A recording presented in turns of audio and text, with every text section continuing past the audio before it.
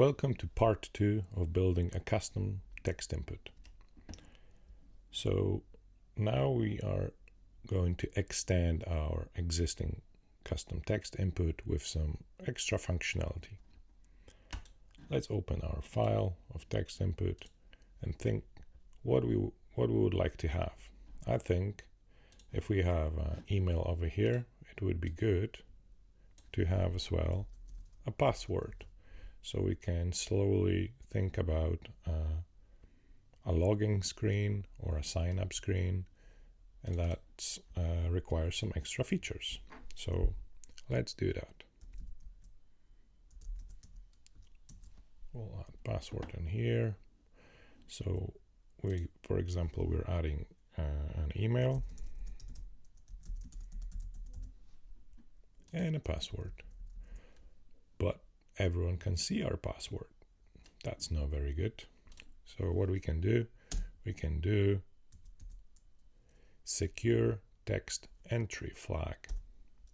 If we add that, it has dots, so it's not actually visible while we are typing. That's pretty good.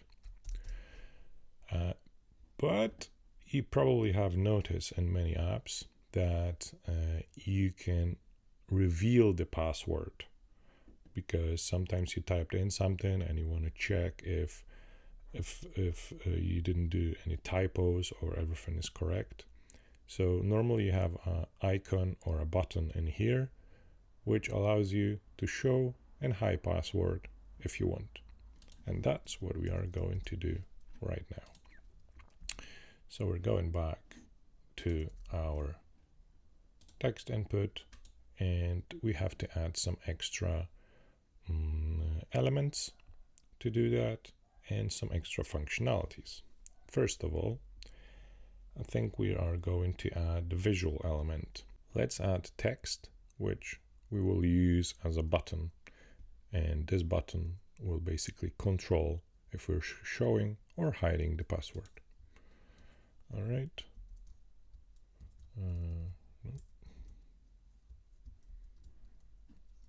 Okay.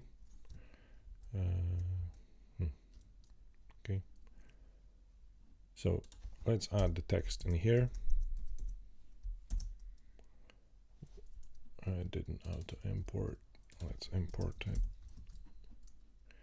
and show hide. All right. It actually is under the text input, which is not very user-friendly because in most cases we have that somewhere over here. So how to do it to be on the side of the text input? We have our container, and we can change that container to be a container which places the elements in a row.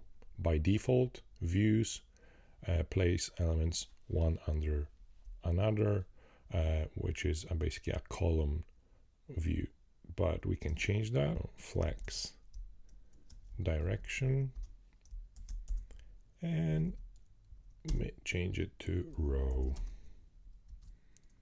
All right, that looks still not good.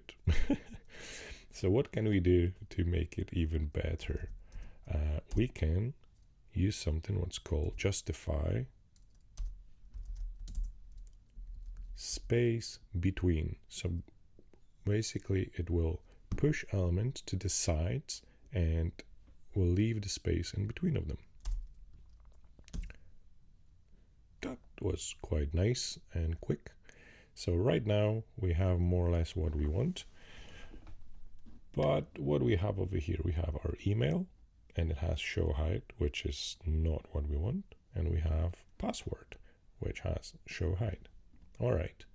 So first of all, we should basically make sure that the show hide is only presented if the text is secured. Yeah. So we have secure entry prop. We have our props over here, so we can actually use them. All right. So we're checking if this props is available. If yeah, show this component. If not, just do nothing. Let's have a look. All right, that works. That's pretty good. So now I would like to have this element be clickable. So how we can do it? We can do, for example, we can use touchable opacity. Touchable opacity component. This is pretty useful. It has built-in opacity functionality, and it's used in many cases to perform touch events. Touch opacity and other touch components, they use onPress event, and we should basically create a function, local function, which will get those press events. On press show hide arrow function, pass it in here, and let's see if it works. Console log press. All right, show terminal over here. Okay, press. It works. And as you can see, the opacity changes, and it's like fading out and fading in. Of course, we can adjust how it's being, how the opacity changes. It's active opacity. I think default is 0.6 or 0.7, so we can change it to 0.8, and it's like very subtle right now, maybe even too subtle. Yeah, right now it's okay, I think. It still doesn't do anything at all for us. Let's add the actual show height functionality now. We are going to use hooks to do it. We have to create a local hook. I think we can actually use the same name as over here because we're passing it within props, so there shouldn't be any conflict. Set secure text. Use state. We are passing it in here. So basically we are going to set a default value for this state, and we are going to use that state to do two things. One, to adjust if we're actually showing or hiding the hidden text, and second one, to present the proper naming in here, because right now it's not very user friendly if we have constantly show hide button. So to start from the dots,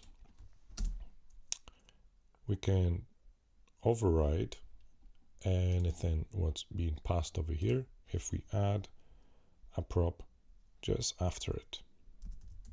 So we're taking secure text entry, and we're overriding it with our local state. Right now, nothing is going to change yet, but we have already our onPress function, and we can update this state and basically make it to toggle. Every time the user will click, it will change the state to the opposite value. And let's have a look. Great! It actually works perfectly. Woohoo! Now let's change the text value in here. That's very simple. We are basically checking if it's true. If it's true, then if it's secured, then we want to show it. If it's not secured, we want to hide it. All right. So let's see, like that. Ah, look at that. Hide, show, hide, show, hide, show. That's cool. So I think that's a really good improvement to our text component. And of course, that shows how we can keep improving what we have.